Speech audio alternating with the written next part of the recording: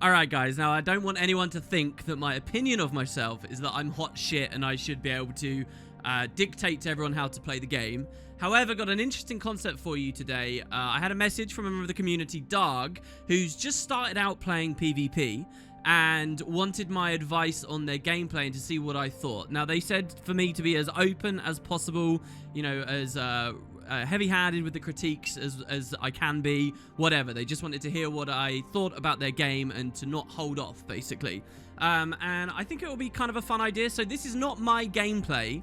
This is someone else's gameplay, and I'm going to talk about what they're doing, what mistakes I think they're making, what I think that they're doing that's good, I guess, and giving them a bit of feedback. And if it's fun, you know, we'll do it again. So this is kind of going to be like Game of the Day, except it's not my footage, but it will be the same kind of format. So we'll see how we go, and see how fun it is. So first of all, looking at the build, it looks like they are playing a Dagger main hand weaver. So it's a Dagger weaver, which immediately I get a little bit worried about. There is a Dagger weaver build that I know, and I can see there's a Marauder's Amulet back here. But it's difficult to play. There's like one guy that's good at it, and even then it's kind of mediocre and difficult to get really big effects out of. So straight away for a new kind of PvP experience, I actually think this is a horrendous thing to do.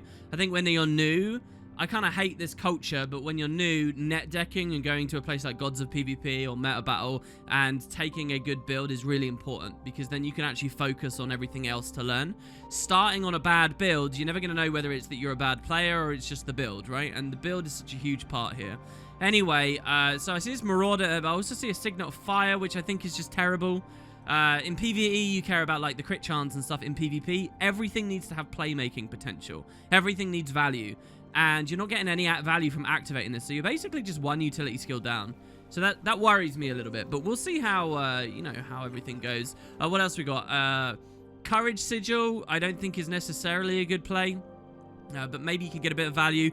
Might when interrupting. Now there are actually a lot of interrupts. If he was focused, he'd have even more reliable ones like Comet and Gale. Dagger of Hand, I don't know. I could imagine Ruthlessness. But if I was going to go like a sigil like this, I'd take the Boon Rip one. Again, because there's more playmaking potential out of that. So I don't really like the sigils, to be honest with you. If you are Marauder, I think the Eagle combo is okay. Like, Eagle are a very, very, very powerful rune. Especially since the most recent patch. That said, this build is extremely vulnerable to condition damage. Like, I can just tell without even really looking at the traits right now. I mean, maybe on the traits we'll see something, but I would be tempted to run something that shrugs off condies a bit, like Holbrack, or you can shed condies on your elite, like Leadership or Lissa or something. So anyway, I don't really feel very satisfied by that. Here we go. So we get to see the traits. Okay, so he does have Cleanse, because he's water and he's taking Cleansing Water. This is pre-patch, by the way, guys. This footage is actually quite old. It's taken me ages to get around to doing this. So it's pre the recent balance patch. But Water Air, so here he basically has the combo of the Grandmaster of Cleansing. So, you know, maybe what we saw on that other build page is okay. But basically this is a weird build. He's also Lightning Rod, I can see there. So the idea is he's trying to CC with the Dagger stuff, which triggers lots of Lightning Rod, and he's trying to get value out of that. That's as far as I can tell here. There's another Lightning Rod variant for Elementalist, which is a condition damage Lightning Rod thing, though I've never really seen much gameplay on that. Here, so he's mousing over the traits. For those of you guys in the audience on YouTube right now, as you watch this video, you can obviously pause and have a look at what he's doing. He's gone Storm Soul here as well. You know, because that synergizes with like the Lightning Rod idea. But I actually still think that the other trait is better. Even on, well, okay, actually, with the most recent balance patch, maybe Storm Soul's a bit better. But okay, so what I take of this is it's a very aggressive, damagey, CC-oriented frontline character. This is a build, I think, that will do very well as like a win more build. If he's not being focused, and if he plays very well, he's always at the right place at the right time, I think he can do something. But this build will never win from a losing position. If his team gets snowballed against, I don't see what plays this can make. It's not going to 1v1 anyone. It's not going to be aggressive enough at mid. It's not going to be able to... It doesn't have the tools to, like, help his allies in many ways. So, yeah. Overall, I'm not feeling very good here. The map, though, is kind of okay for this build. This is Forest. Forest has got lots of kite potential. And so, you know, he can shake that aggro even on quite an aggressive build.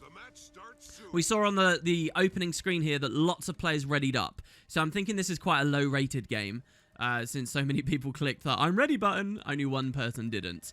All right, and so finally we get in. All right, so it looks like he's going side gate. Okay, good. So I think going side gate would have been a mistake there because he's so vulnerable. He could have just been blown up on the roads. Even with that warrior crossing as well. His warrior that you can see down here that you saw at the gate. This warrior is just trying to push far to hold this node. And the warrior wants to get there before that is no longer neutral. And so if he had gone out the side gate, he couldn't have expected many pills from that warrior. Also, as a lower rated game, you can kind of expect a bit less anyway. All right, so he moves forwards. Lightning flash ride the lightning forward there is okay. He hasn't really, that's not too important. Here, I would use this to go forward and give myself a bit of swiftness. But I would have done that earlier. Now it would be bad to do because you're probably going to want the hard CC in the fight. Earlier, the cooldown might have lined up a little bit better. So anyway, we move forward. So basically, by having someone pushing far here, what he should be doing is looking at the minimap. He should know that one of his allies has gone far, right? And what that means is that if no one on the enemy team makes the same play, he's about to be massively outnumbered in mid, okay? Which means he has to play very safe, especially with the build he's on. So what I would be doing if I was him right now is I'd be looking at my close to see if my thief ally gets pushed. Because if my thief ally gets pushed, and we push, that means this is a 3v3. But if my thief ally gets the free cap, that means we're about to be outnumbered. There's going to be 4 enemies about to push us here. And this is going to be a really horrible fight, likely to lose fight. So what he needs to do is look for that. And if nobody aggresses, he needs to play safe until this thief can move up. One of the advantages of having your thief on close is if the gamble pays off and they're not pushed, they can rotate in very quickly, right? And then you can make plays. But for now, I wouldn't be going very far. His ally scares the hell out of me, to be honest. It's a core warrior going on the node like that when we don't quite know what's going on. Also, he hasn't swung his camera to really see what's going on over here, so I don't know what's coming up this cliff right now. So I've got like a blind spot right now in terms of the information I need for this mid-fight. Oh, let's see.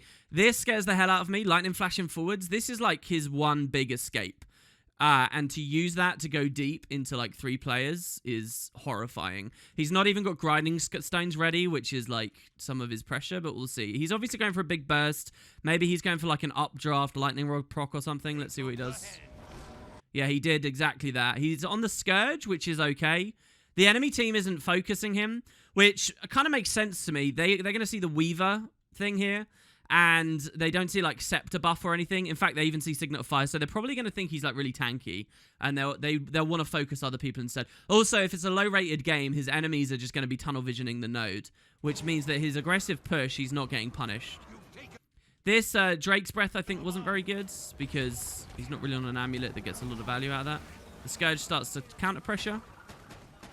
The dodge roll I don't think was very good. Our warriors on rifle, that scares me. I think that's very worrying.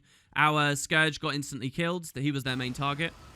I noticed we're at 19, 18 might, by the way. By the way, the UI looks really weird there. What UI scale is this? The 18, the numeric there feels really crowded in. Anyway, so it's more might than I expected the build to have. Another Drake's Breath. He's playing like a Condi build. Doesn't really get a blast out of the water thing. By the way, I would be running away at this point. I would not be in this mid-fight anymore. The Thief hasn't come in yet, and the Scourge is already dead. I have a Rifle Warrior in my team. I think he's dead. He's massively outnumbered. I would have tried to leave a lot earlier than this. And so there you go. Now he's dead. The Thief realizes that mid hasn't been capped, so leaves. So that's nice. I guess we want to talk more about our Weaver for this game. So the Weaver just vapors around to delay the stomp. I think that's fine. He procced an enemy Dragon Hunter health trap. It's kind of inconsequential. It doesn't mean very much. All right, so on the respawn, I would be looking to help my Necromancer because I would expect... If the Necromancer's smart, he won't push mid, and I would expect the enemies to rotate towards that. And you want to defend close now. The play is for the respawn to come here. Maybe we put our Warrior over here, and then we take us here, and we see this. The Necromancer is making a very bad play. He's going for the Beast right now. And this is terrible. Beast is very rarely a good play. And it's a very bad play for the Necromancer right now because the enemy team has got nothing to do anymore. They just want to fight, so they're going to be looking to, you know, they can decap and steal, or steal and then snowball. And so it's really bad. The Necromancer's completely out of position for his respawns. Very bad. So as the Weaver, I'm thinking I've got to save my Necromancer. I've got to go and I've got to watch very aggressively for that beast. It looks like the enemy team is very slow. All right, they went for the decap instead of the steal. And we get here in time. So this is perfect. What the Weaver did here, perfect. Very good. The Lightning Flash was maybe unnecessary and would have been better later. Nice little bit of mechanical execution there as well, chaining a lot of the CCs. The Mudslide was really good there as well, with the Rifle Warrior too. That's a beautiful kill. Didn't need to come back to the node. This is completely pointless and wasting time. I would have been looking back towards the Necromancer already after we got that kill. The Warrior ally as well, not scoring, going for that stomp is a waste of time. Both the Weaver and the Warrior right now could be at mid already, or nearly at mid. Also, didn't... what I would have done as Weaver here as well is look towards the beach to make sure there's no crosses. He has a respawning Warrior anyway on his team, so it doesn't really matter too much. But my camera, I'd be using my camera a lot more to get a sense of where players are. I'd be much more vigilant with my camera. The Twist of Fate there felt very useless. You could have just WSD'd out of that one. And just try not to stand near the Scourge pressure. There's very low pressure coming from everyone here. Another really cool Mudslide. Beautiful with the dagger offhand synergy there as well. I really liked that. People taking a lot of damage. The build looks fun, by the way, because it's a weird build and it's a strange build and it looks like it has fun things that you can do with it. Good cleave on the body as well. Even the updraft there was kind of nice. I mean, the updraft sort of put the body on the node. That Mudslide, I could sort of feel he was going to go for that Mudslide and it wasn't a very good idea. So this, I think, is a very bad play right now. Very bad indeed. What he could have done is rotate back here and go for this. Now, the reason I say this is the enemy warrior, our allied warrior over on this node, he is 1v1ing on an enemy node, okay? The warrior is 1v1ing on the blue point. So our warrior friend is doing nothing right now. Nothing unless he wins the 1v1. Now, this enemy going to our warrior now makes the warrior's play valuable because the warrior is holding 2 enemies. The longer that our ally is holding 2 enemies while he's alone, our warrior would then be getting value. Even though he's 1v1ing on an enemy point, which is a mistake of his, if there's 2 of them pressuring him during that time, it's brilliant. So this would be good for our warrior. But now our Weaver is walking in, making this a 2v2 on an enemy node, which is completely unnecessary. And basically, by the Weaver going here, you are invalidating the potential value your warrior friend could be getting right now. Does that make sense? Further, you have respawns, right? You've just won mid and respawns are coming. So my prediction here is that the Weaver's going to come here. No kills will manifest, or if they do, maybe they get a downstate, but the respawns are going to come in and snowball, and you're going to lose this. And we're kind of in a whole universe here that we didn't need to be in. You didn't need to chase this anymore. You missed the kill. It's fine. Don't worry about it. Clear the Bloodlust, and instead I would look to reinforce here, watch beach, something like this, and I'd be watching over here. So I think that this entire thing here is a throw. I think this is a bad play, the Weaver coming in on this fight. Let's see, though. So they engage for the 2v2. They get pressured by the enemy Spellbreaker. This is even worse, like fighting directly here. This is even worse because the respawns have got such easy access to you. This is a double down state, which I didn't expect at all. All right, so they're both down. His friend Vengeances and gets cleaved out very quickly in the Vengeance. The Weaver dies into the respawns. And so now we look. So thankfully, the rest of his team's been all right here. The Necromancer stayed in mid, which meant that they didn't immediately get neutralized, and it wasn't a full-on Zerg. And meanwhile, over at close, his allied Thief actually managed to hold close point too. So they still have the 2-cap. Even though that was a bit of a throw, they have the 2-cap. The consequence, though, of the Weaver moving there is about to manifest. The consequence is, if you guys on YouTube think about it right now, where's all the blue team? Well, a ton of them were here. They're moving up to keep. They have a Necromancer alone, okay? So this Necromancer is about to be blown up. So if I was really try-harding on this game and I was the Weaver right now, you kind of got 2 choices. If you think you can sustain a ton, I would go back to far to neutralize this and split them after they inevitably win mid. Or we'd go for a big team-wide regroup here and do this. Realistically, the Warrior that just ran out here, I would have wanted the Warrior to return to far. I know that it's a bit of a joke, just go far, go far, go far. But I actually think that would be the smart play here because the enemy team has essentially synchronized their positions here. in a nice way. So anyway, it looks like we're going for the big regroup, which I don't think is necessarily wrong. But our Necromancer's a dead man walking in mid. The Necromancer really needs to run away. You can see someone on their team is pinging madly. He's not going to get there in time. Okay, so the Weaver has now realized what I just described at spawn about maybe going fast. So's that his allied warrior. I'm looking purely at the minimap right now, guys.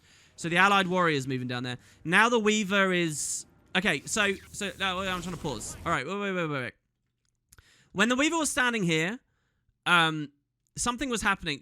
People get very scared in Conquest to not do anything, but sometimes not doing anything is the right play. So basically, the Weaver ran through here, and I think the Weaver has ran through here because he's like, oh, I've got to get value out of where I am. I've got to fight people. I've got to do things, which is a good mindset, is the right thing to do. However, he's been so aggressively minded that I think he's just put himself into like a 1v3 or whatever. The people capping this node up here, this is really dangerous. He's really out of position, and he might get away with this in this lower rated game, but in a higher rated game, he'd never get away with this, especially in a build like this. He's just going to get aggressively sniped down here. He's very much alone in the Lion's Den. What he instead could have done is walk with the Warrior, which kind of overlaps, right? And it's kind of slow, and it's very passive, and it doesn't feel good. But overall, it would be better because you'd at least have a teammate when the next engagement starts.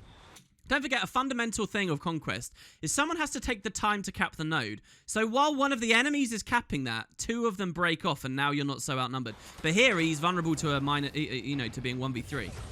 So anyway, he takes the fight with the Spellbreaker. Let's talk about his mechanics a little bit here. The Twist of Fate was okay there, I think. I mean, I think it's very hard to fight a Spellbreaker. I love the...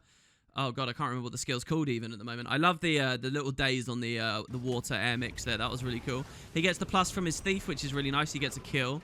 So that kill is really nice. It means that everything I just said didn't end up punishing him in any way. So he got Dragon's Maud and then tried to dodge through it, which means he's inevitably CC'd. A bit of a shame. Walks into the heal trap, but you know. The DH wasn't that low. This is a good little outnumber. I'm amazed that the blue player who capped this midpoint a second ago isn't doing more. Or was it the DH? Anyway, procs a couple of traps. The Dragon Hunter's very low. That's a really nice updraft as well. There's more resustain on this build than I was expecting. Pointless Twist of Fate there. Twist of Fate is a really important cooldown. And he just stun braked there because he was like, oh, I'm CC'd. But you've got to think, right, what was I CC'd by? Okay, a downstate Dragon Hunter. No one else is fighting you here, really. And you've used both charges now. That's going to punish him. The next time he dies, I guarantee it's because he doesn't have Twist of Fate. And he could have had Twist of Fate. So here, this is nice, though. He knew he could pressure up the ledge. And he scared the guy off instantly. So he just used his other escape tool to run up. He's not using his elite enough. His elite is another proc for Lightning Rod. The Druid is very, very slow and not really targeting very much. This could be nice. Oh, that's a really good Earthquake there. I probably would have got moving quicker. He went for the Churning Earth. Is that a Rampage? I would be very scared of that. I would be running away now, especially with my downstate ally. I don't think there's any way I could res that. So we're going to try and leave. His respawns come in, though, and he decides to fight. Let's see if he gets stomped out. Oh, it looks like there's a rally race. Okay, so basically what's happened here is enough of his team has kept pushing mid that they're going to force the win through. That's what they've managed to do. The downside is that they're not going to have sides or anything else. In fact, let's see what happens here. He got killed by the Spellbreaker. All right, yeah, okay. Oh, and their Thief comes in as well. This is really tricky. I do think that they've managed to force the win in mid, but I think it's been very costly. And I think I would have rathered he kite out a little bit earlier than this, to be perfectly honest with you. He's going to try and blink up again. All right, so blowing cooldowns while your enemy's in Dagger Storm is never very good, but they got the kill anyway. I think, was that... I actually don't know how they got the kill there. Oh, was that not Dagger Storm? Maybe that was just a stolen ability, in which case, fair enough. So here, leaving mid, I think, is possibly a bad play. What I would have done is I would have climbed up. Back when we were at mid, I would have climbed up and gone around the back of Keep, and I would have done that because there's this Necromancer here and a downstate ally. I probably wouldn't be able to res the ally, but the odds are that the Necromancer is low on cooldowns and possibly health.